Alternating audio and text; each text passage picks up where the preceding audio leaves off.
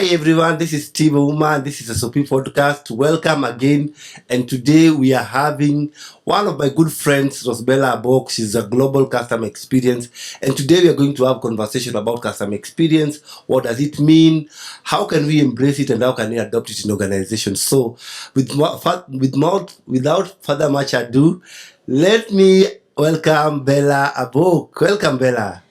Thank you so much, Steve. It's such an awesome opportunity. We've been talking about recording this I know, right? for a while. So I'm glad we are finally doing it. I know. And I'm so grateful to have you here because this topic we're going to have today is something that is so near and personal to me. And I want to experience it and I want to learn it. And because you've taught me so many things about what you do, I want us to define what it is in a simple way. What is customer experience? And how can you define it for young people or any audience is looking forward to listen to you? I love that question. One, because if you Google customer experience, you're going to find very many definitions. And they have to do with whatever happens to our customer from a rational perspective and also an emotional perspective when they're experiencing a brand.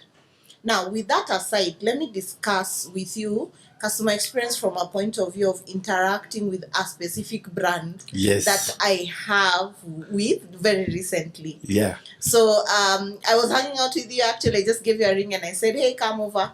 And I was experiencing this venue for the very first time. So what had I done? I had been in another country just recently, and that same brand exists in that country. I happened to have gone to 2 of their restaurants. Okay. So I already had an expectation in my mind because one of the restaurants was by the beach. Yeah. And the music was great and So the ambience was awesome. Yeah. So of course, when I'm looking for that same venue, because someone mentioned there must be one in Nairobi, and I said, let me Google. I Googled. I checked out their IG account. And I said, I'm trying this thing out. Let me just go. Yeah. Let me be experiential like that. Yeah. So I walk into the venue, and Faith welcomes me with such a smile. And she takes the opportunity to ask me what I would like with my experience. Yeah. I take in the ambience and I immediately cannot decide where to sit. Yeah. So here's the thing about customer experience. Some of our potential customers have interacted with our brand in another way, another location. They've heard about us, or their family or colleague or friend has told them. Yeah. So they have a certain type of expectation. And when they arrive, everything from location to Faith's smile to how she opts to take me around for choice of where to sit, to the person that comes to serve me my food, to how the bill is presented and whether or not they can see my cues when I'm asking for the bill, all the way to changing to sit in another area of the restaurant, how I'm handled in terms of service by the person on that desk. And then eventually when I'm walking away and I've already made my payment. Yeah. The customer experience is a journey, and it's about multiple interactions with different channels, whether that is online or offline. Yeah. It is interaction with the staff that work there. It is how I am spoken to. It is how I am treated. Most importantly, it is how I am made to feel, even if some parts of that experience are not so good. Let me cut it short and tell me, how did Faith make you feel? Oh, Faith made me feel awesome. She made me feel special. Yeah. I later learned that she didn't have to take me around. Okay. She didn't have to show me the entire location, but she did. And even when she was doing that, it was conversational. Yeah. So I think she already picked from my personality that this is that type. So she profiled me as a customer. Yeah. She really did. Yeah. And then apart from taking me around, she was gathering feedback. Yeah. She was asking me, how was your experience in Dar es Salaam? People usually say this. What do you think? Yeah. So I would say she's exceptional in that way. Yeah. And I really hope she does something with that feedback. Share it with management and they tweak something about what I said. But also, Yeah. when she was handing me over to the person that was going to serve me the food, Yeah. she didn't have to take my order. Yeah. But she took it and transitioned me to someone else. And that person came to simply inquire some details about my order. Yeah. I was made to feel special. Special. Okay. Shout out to Faith from that restaurant that has not paid us. We want them to we want to feature them here, but we're gonna have this feedback back to that restaurant, which I equally like because I was in Dar es Salaam and I loved the sunset at that restaurant. You know, so how then does organizations reward people like Faith? Because the Yes. thing is, you want to work hard to ensure that a customer has the best feeling ever, you know. But in the end, organization treats you like any other person who does not understand the nature or the prospect of the business, what the business is about. So how do we reward someone like Faith? Wow. First of all, the best way to identify Faith is to ensure that customers give written feedback, documented feedback. Yeah. So a feedback capturing mechanism. You've probably seen this in some organizations where they have something at their different tables that probably has a QR code or a number you can reach or some way of giving feedback. They could have it on the wall, or they could actually have a machine that enables you to choose an emoticon and to give your feedback. Or there's a link that they send to you via SMS, or they've mapped it somewhere so that you're able to give feedback. When this feedback comes in, and customers are encouraged, of course, to use the name of their server or to be as specific as possible about their experience, Faith's name would probably come up a couple of times. And so the management should be asking, what is it that Faith does so well that the customer mentions her name? That customers mention her name. I'll give you a different story, but it's linked. Please. Way back, like 10 years ago, when I was working at one of the tier 1 banks in Kenya, we had, as part of the customer service desk, we had someone who used to get awarded Yeah. every now and again. Like, he would be recognized multiple times during the year for his consistency. So it wasn't just a one-off. There must have been something special about him. And our branch manager at the time used to say, I'm going to reward this person, and she used to give the reason stroke the verbatim feedback. Yeah. Now, and she explained to us, do you know what it takes for a customer to get a certain type of experience? Go sit down at their office or their house, or get into their car, pause and write an email to the bank to say so and so. So it's one of those things that rarely happen, but more than one customer was doing it. Yeah. They were going and documenting on email without anyone initiating that. And they would send it directly to the visibility of the branch manager, or at least it could be channeled to the branch manager. Yeah. To the extent that if he was being mentioned multiple times, there must have been something special. Yeah. And so the branch manager would identify him as one of the nominees for those awards. Yeah. Oh, Yes. wow. So that's the thing. So it can be purely customer initiated, but let's not also wait for that. Let organizations be proactive enough to create a feedback capturing mechanism. Yeah. And then not stop there.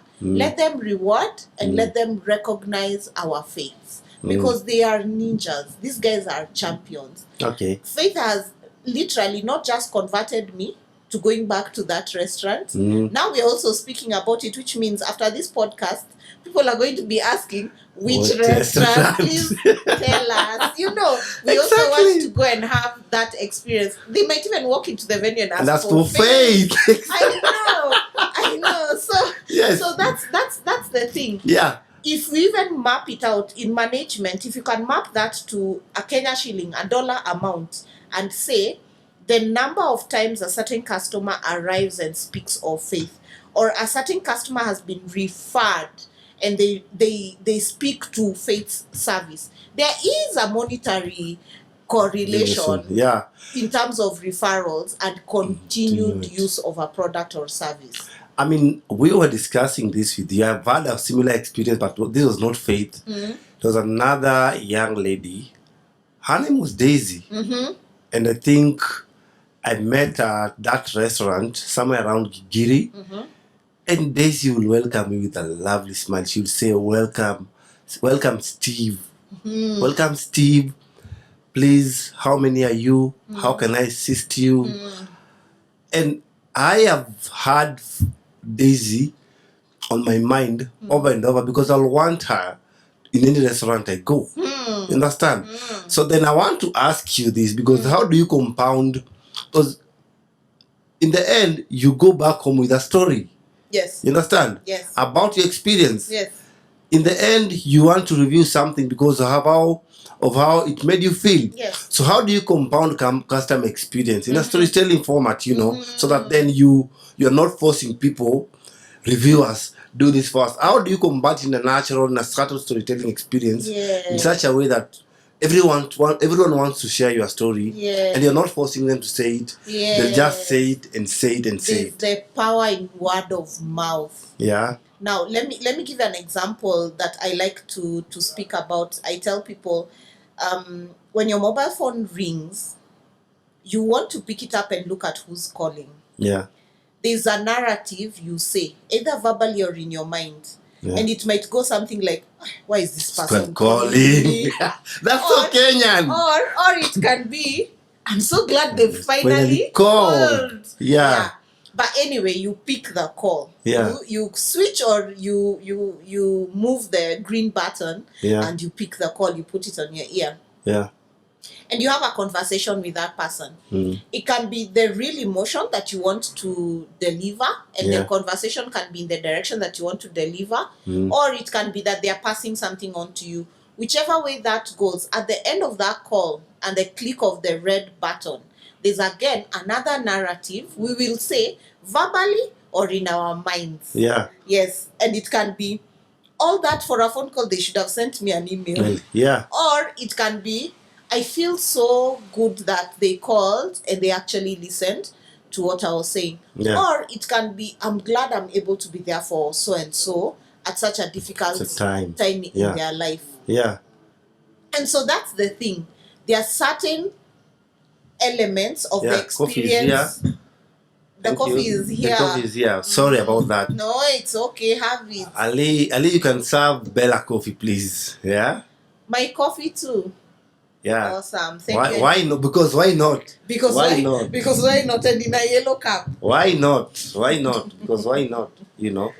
So thank you so much. Yeah. Yeah. So elements. So I was telling you, yeah, it's about companies also recognizing that there's elements of customers' experience that they don't see or know. That experience just before the customer presses green, and that experience after the customer presses red is not necessarily visible to you as a company. Yeah. And if you can get the right time, the right moment, customers will always give you feedback. Oh. They will always give you feedback. I'm loving that. I'm learning also so much here at the end of the day. But while I'm learning, I'm also asking myself, how do you personalize it? How do you personalize it so that, of course, you're a corporate. There's a corporate company that I really liked how they used to actually, even through words, they'll say the CEO, who is now late, he used to say, people before profits. Anywhere you will go, you'll say, our role is to X and X, and we are basically focusing on people before profit. You understand? And while people are complaining that this company is not doing well in terms of this area and this area, I think I lived those words till today. Because I will see him addressing issues of people. And if you look at it even today, communication is changing, and so is customer experience is changing. So my question to you is, how do people delve into communication strengths without losing the touch of customer experience? Yeah. And the personal bit. Yeah. There's this funny story that's told around an initiative to relate with our customers Yeah. by sending them a text message on certain special days. Yeah. For example, on their birthdays, Yeah. or on Valentine's Day, or on Labor Day, or on Mother's Day, or on Father's Day. There's also been something interesting because it is an automated process, machine-driven process. There has been customers who have received a text message that just felt off. Yeah. You are male, and the text message reads, "Hi, Steve would like to wish you a happy Mother's Day." So I know. So you're probably wondering, yeah, What is wrong with these people? these people, okay, am I first of all, am I a single dad? Or how do I identify? There's all manner of things. So you can tell that they had a good intention. Yeah, but it was off. Out of record. It was out off. of record. Do you know on the same day you're receiving that SMS, Yeah. I'm receiving one as well if I'm their customer, and it says, "Hi Bella, would like to wish you a happy Mother's Day."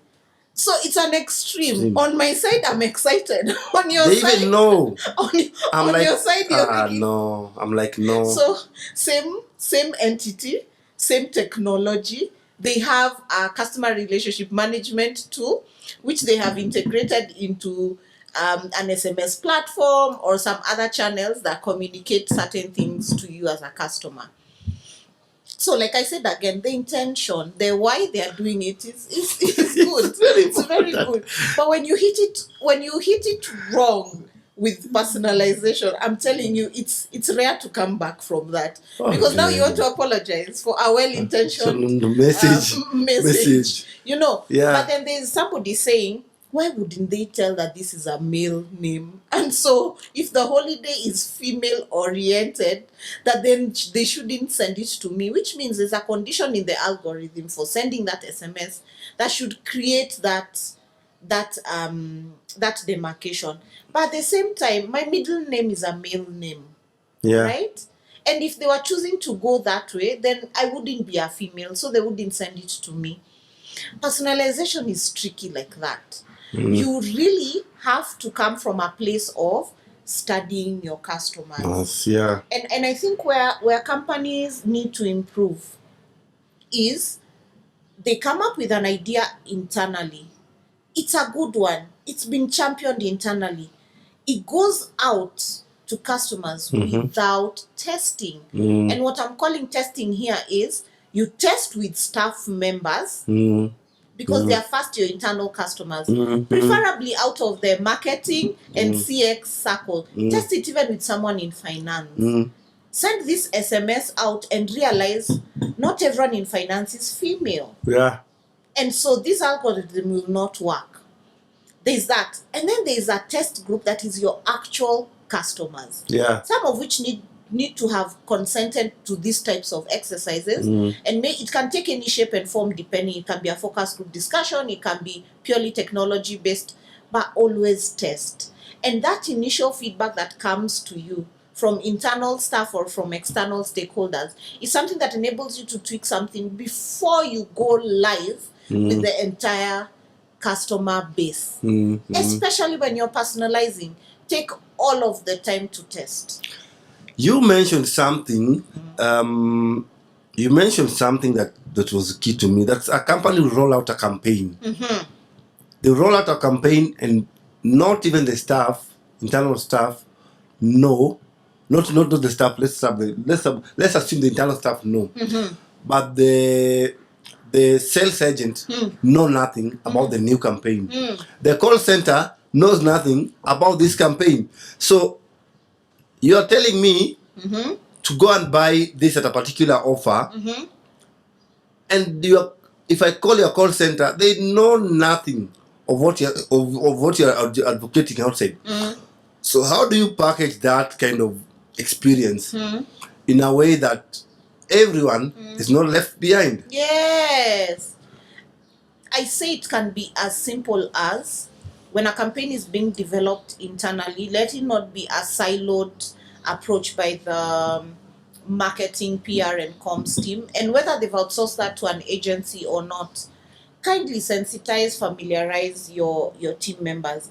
I also say sign off should come with certain conditions. One, that every team, every customer facing, customer touching team member needs to have known and understood what the offering to the customer is. So this might even look like role plays between sales agents and a customer, role plays between a call center agent and a customer. So sometimes what happens is, closer to the deadline that had been promised to management, we realize it will take too long to familiarize or to sensitize call center agents. And the time, we've probably spent a lot of time in the initial stages of planning that project, such that the last part of it, which entails sensitization, familiarization with customer facing, customer touching teams, is felt like an inconvenience. So let's just go with it. We will send a list of FAQs and change of call script when the campaign is already running. Out, yeah. Yeah. And so I say sign-off stroke approval should be multifaceted. Okay. Multifaceted. I know finance signs off on a given pre-approved budget. But that finance person is the brand. When they are out there with their friends and their family, they will be asked, what's this campaign your company is running? And we don't know about it. In fact, the worst thing that finance person can say, maybe I'm picking on finance, I should go to another department. No, stay on finance. Stay on finance. Let's say the procurement says, you know what, let me get you a salesperson to tell you about it. Yeah. Or you call our call center. It's already out. Like, no, you are the brand. To the customer, you're not procurement and you're not finance. You are the brand. So you should know and you should give me this information. I want to have this conversation again, and I don't know about our time. I think we have some like 15 minutes. I want to ask you about this because we've discussed this off record. But still on a company customer experience, I think I learned from you that it's a whole approach about the company. And I remember we were discussing with you, like if I'm a supplier to an organization and I've done my job delivered, then finance takes 7 months without paying me. Is that a finance issue or an organizational issue? And how do a supplier like me talk? Let me rephrase it. How does a supplier like me distinguish between finance and the organization? Because someone will tell you, it was me. If it was me, I would have done it. I did my part. So how give me tips about this. How is the experience about this? I think when you say something like that and it looks like a fragmented experience, what I'm seeing or what I'm hearing is siloed mentality, where people that work in the organization want to separate themselves and not identify with other functions of the business, and other functions of the business that are not necessarily customer facing or customer touching do not feel a sense of responsibility or accountability to what the customer experiences or what the customer says. And so it's about time that we move to a place where customer experience should be a pillar of the organization, such that accountability, even at key performance indicator levels, sits across the entire organization. So what will that look like? It will look like a service level agreement for finance when paying suppliers. There should be a timer on it. If there's a credit period, that should be honored, and suppliers should be paid on time. That should look like a KPI towards customer centricity. Suppliers are also stakeholders in the entire ecosystem of how people experience the company or the brand. And so until that is done, and until there's a certain level of accountability to what ends up in the customer's mind and emotion, until there's that, people will still just focus on what's being measured and managed by the organization, and most of the time that's a siloed approach to key performance indicators. Another part of governance around this is what I like to call customer rooms. Such a powerful experience. Probably the head of customer experience or another champion that is very passionate about CX needs to bring recorded calls or other interactions with verbatim experience from customers and other stakeholders, play it in a room that has cross-functional representation. Okay. Let everyone remove their hats and stop being the marketing, the finance, the who not. And then let's examine exactly what the customer is saying. And there's also a bit about the customer not saying. I like these pauses when you listen to a customer's call where they either sigh or they take a deep breath. So the call center agent asks them, I'd like to confirm some of your details before we proceed. What are your full names? And then the customer sighs. And then after giving their full details and identifying themselves, they proceed to say, but I've tweeted. But I have already explained this to the other person I spoke to. But all those are elements of frustration. And I think some of us have already gone through that. And the fact that the customer is interacting with your brand from multiple channels, and it appears as though the person serving them hasn't seen that feedback or they don't know. And the customer is having to start from scratch every now and again. Put people in a room together and tell them to listen to such calls. And they don't all have to be bad experience calls. They can also be good experience calls. Let's ask questions around what do you think we are making the customer feel? What do you think this customer will do after this phone call? What do you think they did? They probably called their sister, their colleague, their friend to complain or to speak against our brand. What do you think the customer was doing or feeling before they gave us this call? Remember those touch points about you may not see them, but that's elements of the white space of the customer's experience that businesses need to start asking themselves. Let me tell you, put enough of those cross-functional team representatives in a room, have them listen to verbatim feedback in whatever form, or experience a verbatim comment on social. Ask some tough questions, and you'll realize there's a sense of accountability that comes out of those conversations. There's even a sense of ownership. In fact, some people get bold enough to say, from now henceforth, there should be a KPI towards my department that marks this, or there should be a KPI that marks this, that, the other. The solution actually ends up coming from the very same people, and there's joint ownership of the customer. We all own the customer.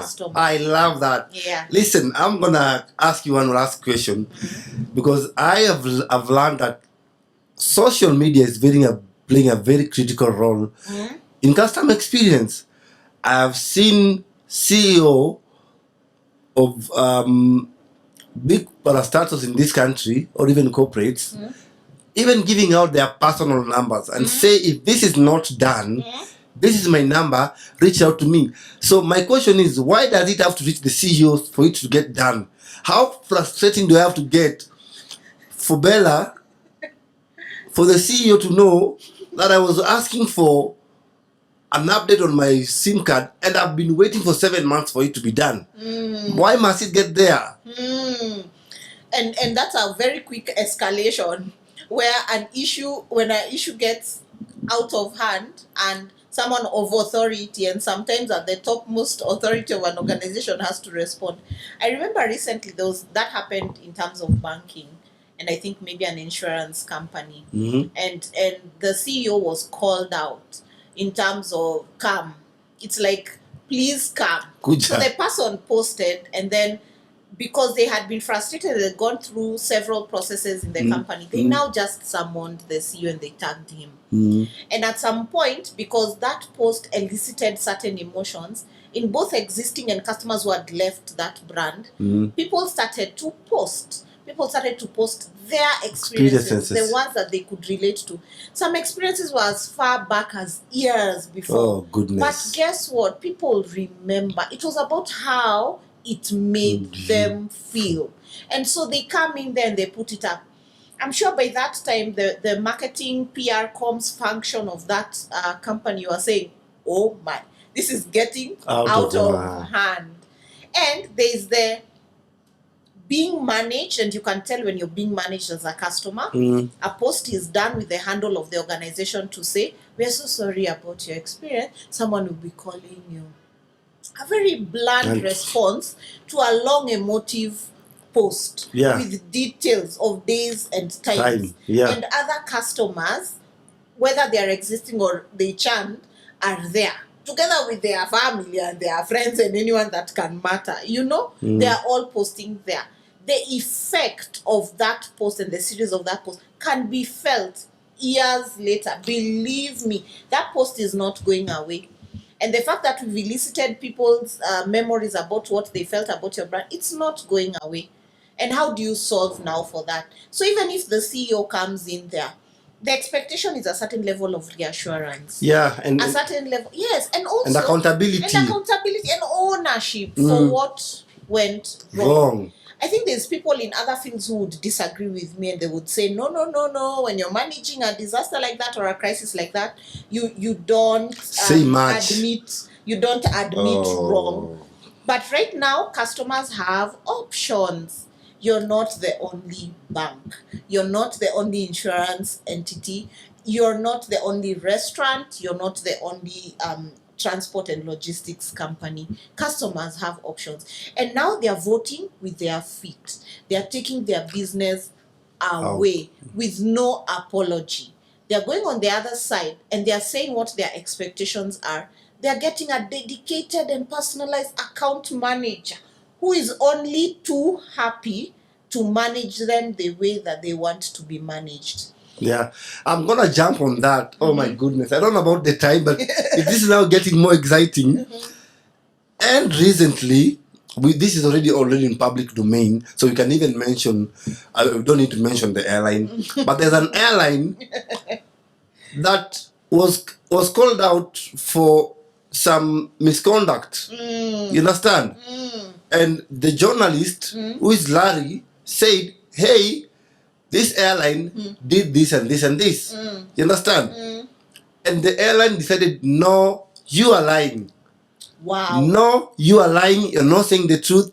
We did not do that. Blah blah blah," and the rest. So this guy goes on record and takes this personally. The customer experience again. The journalist, in fact, I remember Larry wrote on his IG. He said he took it personally to prove that he was not lying. Yeah. So how do you compound such an experience so that then you just say, "Hey, we messed up"? Yeah. Is it wrong for organizations to say they have messed up? Is it wrong? I don't think it's wrong. And I also just want to caution, and I don't think there's a blanket solution to all of those bad situations. Yeah. And especially if the initial response was even worse. So I can't give you a textbook answer to how you should respond. What I can tell you is that service recovery is a thing. And within the customer experience strategy of any organization, we need to map out what that looks like. So Zappos was famously known for that part of the customer's experience. And I want to speak of that from a point of their customer experience culture, which entailed their CEO serving customers on their customer support line every now and again. Oh, wow. Yeah. He needed to feel what customers were feeling at any one time. But also part of their onboarding process in the company was for no matter what function you are serving, you had to be in the call center and serve the customers before you were confirmed into your role. Oh, wow. They even paid you to leave. Oh, wow. They give you some money to tell you, well, because here we are customer centric. Yeah. Yeah, and they give you the option if this is not for you. So their excellence pillars were built on customer experience. But then let's now go back to the service recovery as part of the strategy. There should be a dollar amount. There should be a budget towards it. So what Zappos used to do is there's an amount of money that was assigned to every employee, and they were allowed, it was a pre-approved amount within a certain period of time. They were allowed to use it as they see fit to make sure that they can recover a customer. Oh, wow. One of the stories I read had nothing to do with the product they were offering.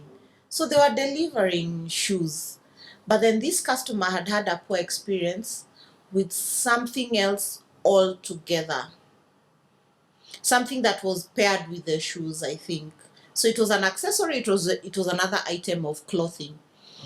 And then the person that was serving them sent them, I think, an item to match or some amount of money so they could purchase another item that goes with the shoes. And tell me if that customer will ever not use Zappos. No, they have to. Tell me if they will not ever tell everyone about their experience. They have to. Yeah. So, and I'm not saying every company should do this immediately pre-approve a certain amount of money to your customer-facing team so that they can use for service recovery. I'm not saying that's a solution. What I'm saying is you need to have certain objectives about when things go wrong for our customers. What does that look like in terms of service recovery? And there should even be a timeline.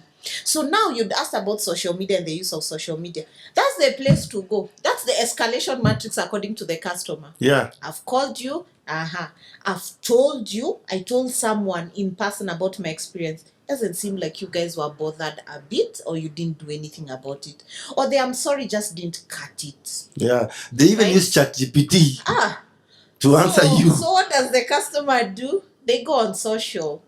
Do they mean to ruin your brand reputation? Is that the intention now? Is that they will never ever be in business? Not really. It is to be heard and to feel that they are special and that this company acknowledges that I am special. You can never take some experiences back. It happened. Things went wrong. But even with romantic relationships, Steve, let me switch it up. Your partner does something wrong. Yeah. Unintentionally. Or sometimes even intentionally. Yeah. Because they were serving themselves. So it rubs you a certain wrong way. Can you imagine if they just brushed it off and expected that everything will just be fine? Also, you take your time and you decide to tell them about the experience and how it made you feel, but they don't empathize with you. They even are like, hiyo ni kitu ya kukasirikia surely. Is that something to be mad about? They invalidate your feelings. Yeah? So you're not happy about being in that relationship, not at all. And of course the other end of that stick is your therapist gets a session. Maybe your sister, maybe your girlfriends, if it's the girls that will listen. You want to be heard. I think we need to do more of this. I think we need to do more of this, Bella, because I think customer experience does not stop from this one conversation. Yeah. We have to agree. We also need to discuss about employee experience. Yes. We need to have that. Hold on. I can see you excited already. But I want us to discuss employee experience in the next episode. I want us to discuss how do you keep your brand alive, even if it's a small brand, because there's so many startups which are looking forward to grow their brands, but there's some small elements about who they are, how they conduct themselves, and the bigger picture. So allow me to end this one here for now. Yeah. And probably you have a parting shot you wanna share, but I'm definitely seeing you for the next one. I'm happy to come and have this discussion around employee experience. It's super exciting. Parting shot for me is my favorite quote. I have it nearly everywhere, and thanks to one of my colleagues, I even have a t-shirt. You know how people say been there, done that, and have a t-shirt? Yeah. I have a t-shirt. Okay. And I have a carrier bag. Oh wow. Yes, Yes, my colleague printed it for me. Thank you, colleague. Just that. Thank you, colleague. Of course. She's called Faith. Isn't it interesting? So here goes. So shout out to Faith. Hi, Faith. It says, never let it rest until your good is better and your better is best. It's a quote from St. Jerome. It's about continuous improvement. Yeah? We're never really at the peak. So when you're doing something, do it well. And even so, improve on it. And even when you already have improved on it, improve on it a little bit more. It's a journey, it's a pursuit towards excellence. I need to share with you my recent favorite quote. I saw it on someone's shirt. Mm-hmm. They come to the office to inquire about our services. Mm-hmm. And they just wrote it on the shirt. Mm-hmm. Mine is written SOP photography, of course. But theirs was written, show yourself some love. Oh, wow. Just show yourself some love. So cheers and thank you for coming. Let's do this one more. Let's definitely do another episode. Cheers. All right. Thank you so much. You're welcome.